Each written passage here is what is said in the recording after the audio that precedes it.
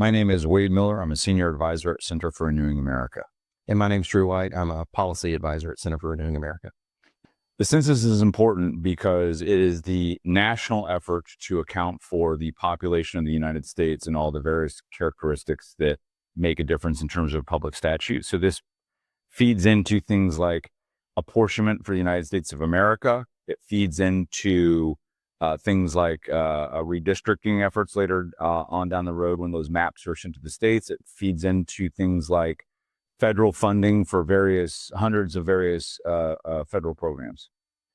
And the Americans need to know that as we are dealing with bureaucracy at the federal level that has seemingly been weaponized and infused with critical theory, that the Census Bureau is mundane as that might sound, is not immune to this. And the 2020 census was the most inaccurate census in modern American history. There are many reasons for that we're going to get into. But Americans need to understand that the inaccuracy, the mistakes that were made in the 2020 census has profound impacts, both on their political representation as well as policymaking going forward. And not only was it the worst run and with the worst counts, but it was also weaponized specifically against the American people. So the 2020 census, as we have said, is one of the worst run censuses in the history of the United States of America, certainly in modern times. For a variety of reasons, it was conducted during the COVID era, and that was used as an excuse to shortchange all of the various resources that they would need to accurately conduct the census. They have, in the aftermath of publishing the census, they have admitted publicly to massive amounts of overcounting and undercounting. So for a frame of reference, the 2010 census, was overcounted or undercounted by about 36,000, I believe, roughly nationally. In the entire nation, they were off by about 36,000 people, which is pretty accurate in a country with over 300, million people. And in the 2020 census, they were off by 560,000 in Texas alone. They undercounted Texas by 560,000. That's just one state. There were a lot of other states where they were massively undercounting. So we had a big problem with the accuracy to begin with, and they admitted that it was terribly counted.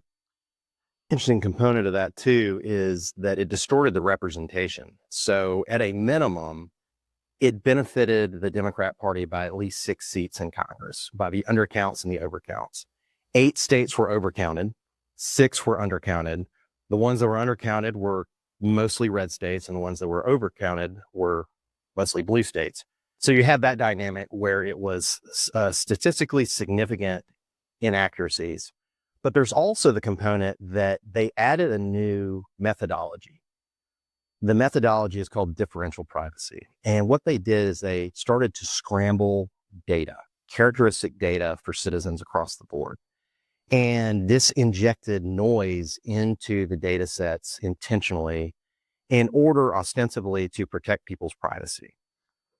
The outcome of that, though, was far more nefarious than just protecting people's privacy. What it has done is actually distorted the ability to accurately get information at the lowest possible census level, which is necessary for redistricting, is necessary for reapportionment. And the entire 2020 census is now kind of being called into question because of their methodology here and because of the statistical mistakes they made on their own. So what we ran into is a situation where states were in theory getting accurate data, although we now know that the counts were off. But at the unit levels below the statewide level, the data was scrambled.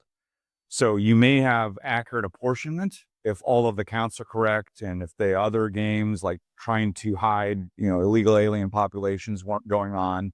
In theory, the statewide data would be accurate and the apportionment would, in theory, be accurate.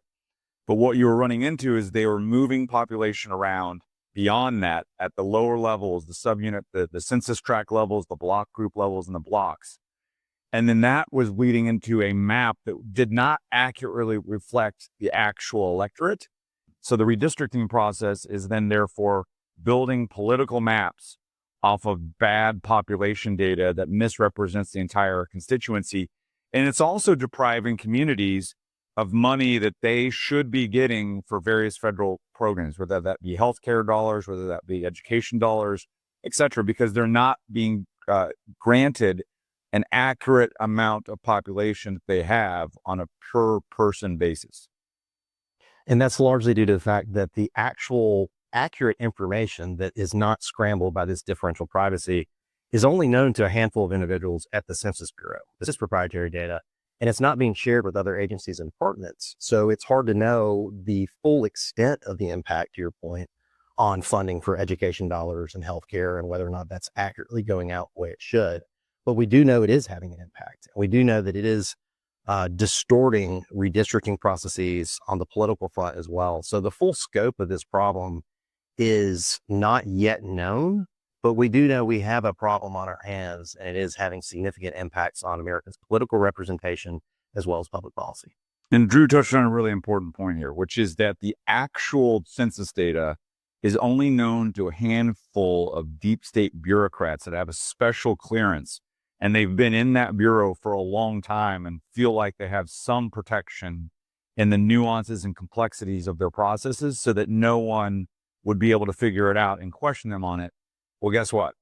We figured it out and we're questioning them on it. When you hear about the Census Bureau, it's in the Constitution. It's a constitutionally designated entity. Most Americans probably don't even know what the Census Bureau does, but the Bureau is designed to get an accurate head count of the United States in order to have accurate political representation in the House of Representatives and in order to have the apportionment when it comes to the Electoral College. But beyond that, because of how our federal government has grown and because of all the programs that are in place, it actually has a significant impact on where federal dollars flow. If you have an inaccurate count, there are cities and towns that perhaps are not receiving their education or healthcare dollars that they actually should under the formulas in place. And there are places that perhaps are getting more funding than they should be getting. That says nothing to the effect of whether or not we have an accurate political representation in the House of Representatives, or if states have an undersized or oversized impact in the Electoral College when it comes to the election of the President of the United States. And if the maps are intentionally hiding illegal alien populations and legal immigrant populations in terms of specifically where they reside in a state, then the redistricting process is going to be highly skewed in that you're going to have some districts that have high levels of non-citizens, which means that the voting power of the citizens in those districts is going to be substantially stronger than the voting power of Americans who live in more rural districts with fewer immigrants and illegal immigrants, meaning that their electoral power is being diluted intentionally by the Census Bureau. So what is differential privacy? Well, to explain that, before we get there, I want to walk you through what the Census Bureau is supposed to look like, how it's supposed to be conducted. So a whole bunch of people are hired. They canvass the entire country. They ask a lot of questions. Surveys go out. They follow up on data. They knock on doors. They analyze the data, make sure we're not double counting. And that becomes what's called the Tiger file, the accurate data, the relatively accurate data. And then that data is separated and sent out to each of the states. Now, at this point, the way it's supposed to work is that you have the statewide totals, and this now breaks down into county level totals, and that breaks down into census tract level totals. And then that breaks down further into block groups, and then that breaks down into blocks. And all of this data is supposed to be relatively accurate, understanding that there are some privacy principles at the lowest levels of this that need to be uncategorized to protect privacy information. But the population data and the important characteristics the census needs is supposed to be accurate because this will later bleed into redistricting efforts. And in order to draw political maps, you need accurate population data. So this is how it's supposed to work and how it has historically worked. But it no longer works this way. There was a major change in the 2020 census by a bunch of old Obama bureaucrats and Bush era bureaucrats at the census. So I'll let Drew take it from here. So what they did in 2020 was they introduced this new methodology that Wade was just discussing called differential privacy, which we've discussed a little bit. The way differential privacy works is it intentionally scrambles the data. Consider it like injecting noise or static into the lowest possible data set, the block level. And what that scrambling does is it masks or distorts not just the characteristic data. So let's say, your neighbors, whether your neighbor is male or female, or what their ethnicity is, or any of the characteristic data that makes up who we are that the census counts. It doesn't just distort that. It also distorts the numerical data. So imagine your neighborhood. Imagine your neighborhood where you've got 25 people, let's say, that live on your street. What the Census Bureau did is they scrambled all the data on your street, and then they physically took that and they moved it another town over, 2 towns over, somewhere on the other side of town, and they shifted all the data around. And they may have taken that 25 individuals that live on your street, and they say, now there's 35 individuals that live on this street. And they're doing that ostensibly coming from the actual bureau heads who push this to adhere to statutory guidelines to protect people's identity. So it's coming across as like this is a positive thing, but it has severe implications and problems with it. The first of which is it's intentionally inaccurate. It's intentionally distorting information that other agencies can't utilize. It's, to Wade's point, it's intentionally causing issues with redistricting. The second component of it is it's opaque. So as he mentioned and alluded to, the way the census is supposed to work is they canvass the country, they get the data, they send it down. And if you're a state or a locality, your local government, you look at the data and you say, oh, wait, they missed this house, or, oh, wait, they missed this building over here, and they're able to send that back in to get a correction. Well, municipalities in the states were not able to do that accurately in the 2020 census because they had no idea if the data was accidentally messed up or if it was intentionally distorted. And the third component here is something that I think is of immense importance. Many people have heard President Trump talk about the citizenship question. Differential privacy makes the citizenship question moot. If it continues to exist as a methodological approach in the census, they can mask the characteristic data of people's citizenship and their residency status, and you will simply not be able to get an understanding of just how widespread the illegal immigration problem is, and you'll have a distorted head count. And ultimately, if you have distorted data and distorted population, numerical data, what that means is there's no legal requirement that you have to count illegal aliens for apportionment. So it could be leading to unconstitutional outcomes with apportionment. And there's no legal requirement that you have to count illegal populations and legal populations for the purposes of redistricting. So if you can't account for where those populations are at, then redistricting could be happening also in an unconstitutional manner. And even Harvard recognizes that this process is likely leading to unconstitutional outcomes. So there's widespread academic and think tank acceptance that differential privacy is illegal and is leading to unconstitutional outcomes. And we suspect it has actually been weaponized precisely for this purpose. What is apportionment? Well, when you have the census data, which is collected once every 10 years, that data is then looked at, and then population levels are analyzed relative to other states. And out of that, you get your share of the 435 seats in Congress that's called apportionment. The states are given their apportionment numbers, and that dictates how many congressional seats they're going to have. So you have to have accurate apportionment data, and if the count is correct, you can get that in theory, except for you then have now a differential privacy, which is masking certain populations that don't necessarily need to be counted for apportionment. And that's a legal question we can all have, but we can't have that legal fight if the data itself is corrupted.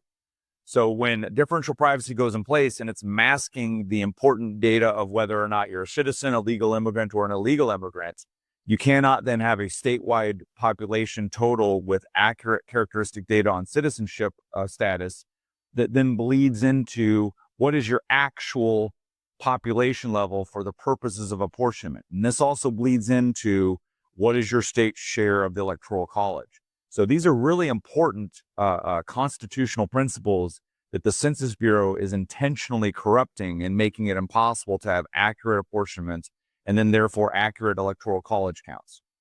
You know, what's interesting too is the level of impact that differential privacy is having on these apportionment numbers and how that is going to impact redistricting. We don't know the full extent of it. We just know that it's happening.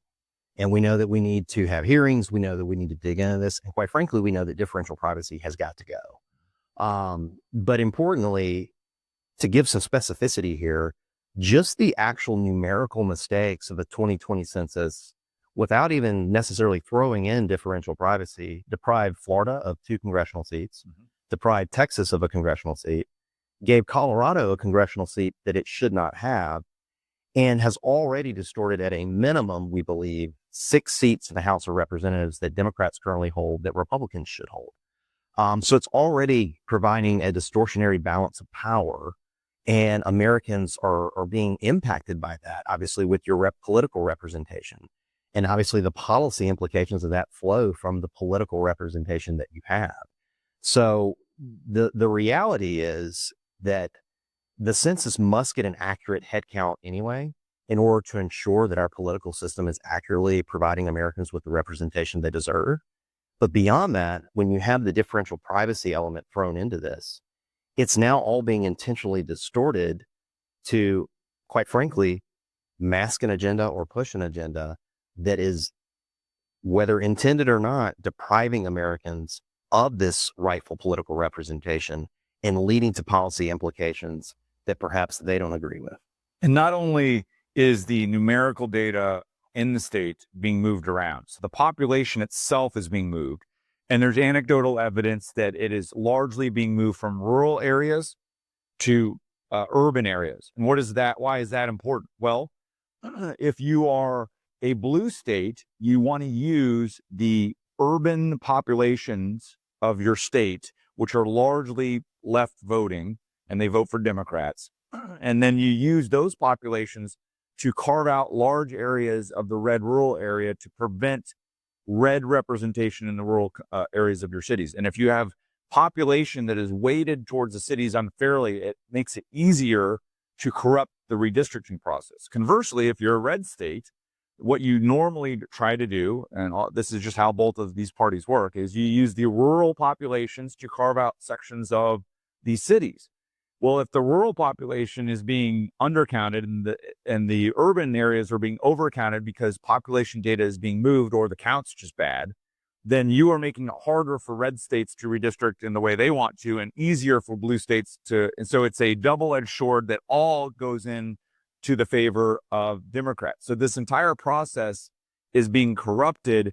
And not only is the numerical data bad, but you now have a problem where in the redistricting process itself, for congressional seats, for state Senate seats, for state representative seats, and on and on and on, you now have disproportionate levels of legal immigrants and illegal immigrants. And we don't know specifically where, so we can't really account for them, but they're now weighted in these urban districts in ways that rural districts don't get the benefit of those populations. And so they're being counted in those districts, which helps draw blue districts, and it makes it harder to draw red districts when they shouldn't be counted at all for constitutional purposes. But you can't account for where those populations are if you don't have data that shows you where they live. And this is part of the problem with differential privacy, is it is masking the characteristic data of where illegal and legal immigrant populations live. So if you want to actually create a constitutionally compliant district that only counts voting citizens, then you are at a disadvantage, and it's leads to unconstitutional outcomes. You're seeing this too. You're seeing at least some recognition from elected officials that the 2020 census was obviously extremely flawed. We've seen states like Texas and North Carolina are moving to draw sort of mid-decade maps, which doesn't happen that often. And the reality is, even drawing those maps, as lawmakers attempt to move forward on that, they are at a disadvantage because of differential privacy. So the full extent of the characteristic data and where it's been moved in the illegal population or the legal immigrant population, where they've been placed, is not likely known to these lawmakers as they're trying to draw new maps going forward. And I think that's part of the intended impact here, is it really puts states at a disadvantage as they're trying to do the right thing constitutionally, to draw the correct maps, to provide that representation. And it to use your phrase, it bleeds back into a larger problem where you have this effort to try to restore meaning to citizenship, right? And that's sort of a across the board effort, and to give citizens the full impact of voting power, and not let not allow non-citizens to draw that away. And I think that's what President Trump's desire is with adding the citizenship question to the census. But unless we are able to end this methodology, this algorithmic noise that is being injected into the census data, we are simply not going to be able to restore that full meaning of citizenship to the political reapportionment and redistricting process. And it's not a partisan task here. We're not advocating for this because it helps one party over the other. It's just a fact that if you conduct the census fairly and you have accurate data, then the right is going to benefit because the maps will be fairer and more representative of the actual population data in the country. And just a minor example, Texas just redid their maps. They drew 5 additional Republican seats. If the 2020 census was actually conducted fairly and we had accurate data on legal and illegal alien populations within the state, it's very likely that Texas could at least draw 2 to 4, maybe more, maybe as more as 5 to 6 congressional seats that would be, in theory, Republican seats. So whether you like that or not is irrelevant. It's just the fact that because the data is not accurate and not fairly representing the nation, the states are not able to draw maps according to their own laws of what is allowable during the redistricting process. If we get the census correct at the national level, it's going to mean that it will be significantly easier for red districts to be drawn and significantly harder for blue districts to be drawn. Now, that's not the point of this. This is not a partisan exercise, as we previously stated. What we're saying is that if the census is done fairly and objectively, and the data is accurate, it will show you that the actual political representation in the United States is significantly more to the right than what it currently is. You could see upwards of 15 to 30 seat shift in congressional power towards Republicans.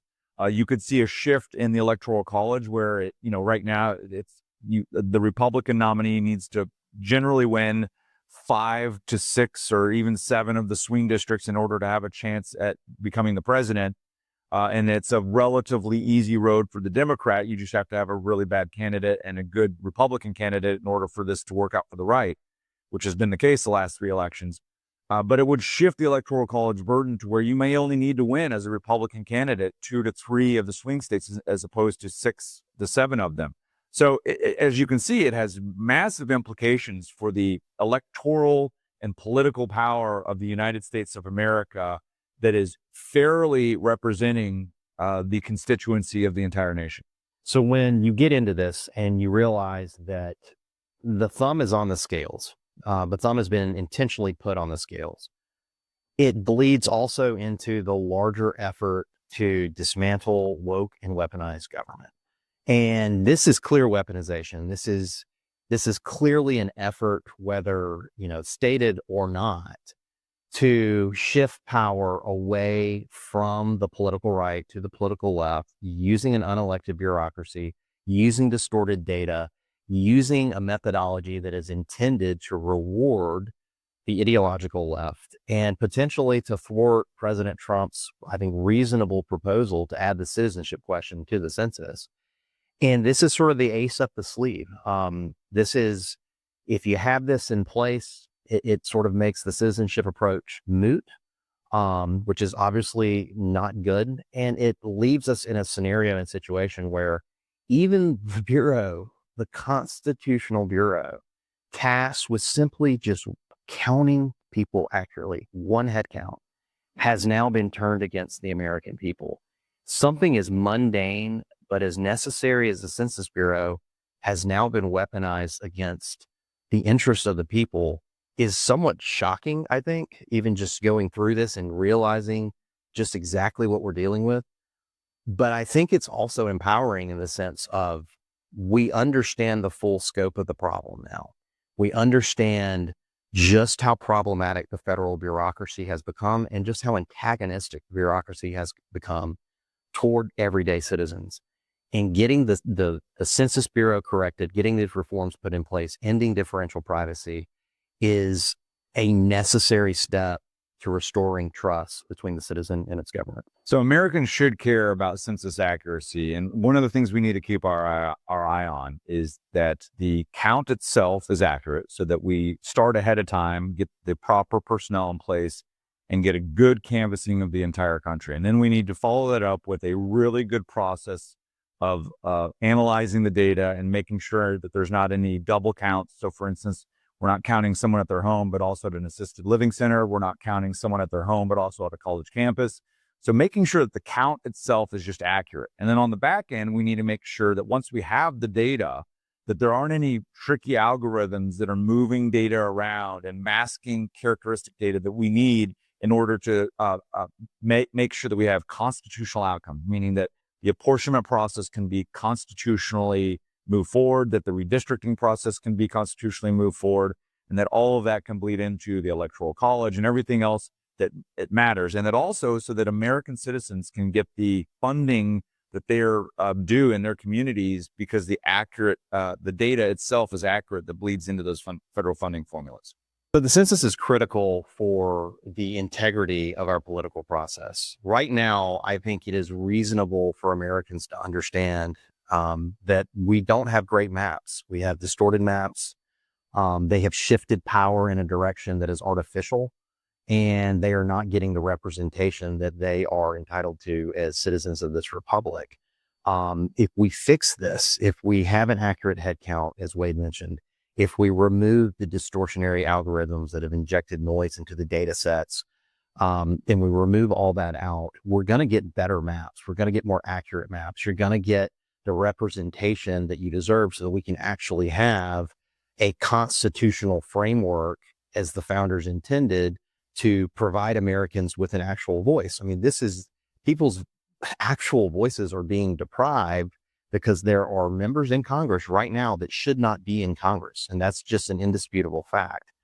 And the reality is, unless and until the Census Bureau is restored, quite frankly, and returns to a more accurate methodology, and the ideological motivations are removed out of this bureau, we're going to continue to have this sort of distortion. So it's very important to get the Census Bureau into a place where there's trust in the count, where Americans know that they have accurate political representation, and begin the process. And it is a long process of restoring that relationship between the citizen and our government. And when Drew says that we will have better maps, what he's saying is that we'll just have accurate maps that accurately represent the political constituency of the United States of America. The fact that it will result in changes in power that I would personally prefer is not the point of this. The point of this is that the process should be fair, and it objectively should reflect the voters. And even if that meant that there would be a loss in seats for my side, or the side that I would prefer to be in power, it's still objectively true that the census should be accurate, and it should accurately reflect the voting constituency of this country. And currently it does not. And fixing that is better. And an interesting point on that is, if you add the citizenship question after you remove differential privacy, and you're only counting citizens of this country, there are actual red-leaning or Republican states that could potentially lose representation because there's a larger illegal population in that particular state. And I welcome that outcome, because it's a more accurate reflection of the country. And if you're giving citizens the power that they are due, then we should be fine with whatever the outcomes are. If the census is not fixed, then the reality is Americans will continue to look at a system that not only inaccurately reflects their policy perspectives or their political preferences, but it will shift power and continue to do so only in one direction. And that is dangerous for the country. It is dangerous for the republic itself. And it will lead to continued frustration. It will lead to, particularly on the right, an understanding that unelected bureaucrats have put at least half the country at a political and policy disadvantage, and they have done so intentionally. And that is just a future that we don't need to to affirm. It is a future that is going to lead to potentially bad outcomes, both politically on the policy front. But more importantly, it's a future that doesn't need to be. I think whether you're a Republican or a Democrat, whether you're liberal or conservative, you live in a rural area or urban area, you want to know that the political process is clean, that you can trust it. You can trust the numbers. You can trust the ability of your legislature, regardless of what state you live in, to have accurate maps that they can draw to give citizens the voice that they're due. You want to know that that is the baseline foundation that you're operating from in a constitutional republic. And quite frankly, right now, we don't have that. So we have to get this right. We have to fix this. And it needs to be a nonpartisan approach because quite frankly, like citizenship matters. And this is part of that broader effort of restoring meaning to the American people and giving them the political power that they're due. Sadly, the political left will by and large fight this tooth and nail because they don't fundamentally want an accurate census, because they know that if you have an accurate census that is constitutionally put together in ways that will lead to accurate redistricting and accurate apportionment, that they will lose political power relative to their current position. And that's the only basis by which they're going to oppose this, is that they will lose political power. So the way we fix this is, first, we need to get our people who understand this problem, who want a fair census that is conducted on behalf of the American people and not one party over the other, in place. They need to get their hands on this machine, and they need to start putting in place reforms. They need to start moving now to make sure that the counts for the 2030 census are accurate. Remember, in the 2020 census, we had record amounts of undercounts and overcounts. That problem itself needs to be fixed. That's a counting problem. We also need to get rid of differential privacy. We can still protect privacy, and we have policy plans on how to do that that we don't necessarily need to get into now. It's very technical, but we can protect privacy without moving population numerical data around in ways that significantly impact the outcomes of redistricting and apportionment. So if we get all of those things in place, and then there's other little reforms and data, and we'll have additional papers out on some of these other additional reforms to improve the census process, then you will get an accurate census moving forward. We also need to republish the 2020 census. There's been discussions of, do we redo it? It's not redoing the 2020 census. It's we need to republish the data with differential privacy taken out. I think to provide that sort of framework of what should the 2020 census have looked like, right? With an accurate numerical count and without the distortionary noise, what would the maps have looked like? What would, how would that have impacted redistricting? We need to know that as a baseline as we move into the 2030 census. So that should be something that the Department of Commerce takes up, the Census Bureau takes up, is let's look at this with clear eyes, a new set of eyes, and then let's republish it for the American people to see just how far gone the actual census was compared to what we received. I hope this has been informative and you've learned a lot about the census. We have a paper on this at americarenewing.com, and thank you for listening.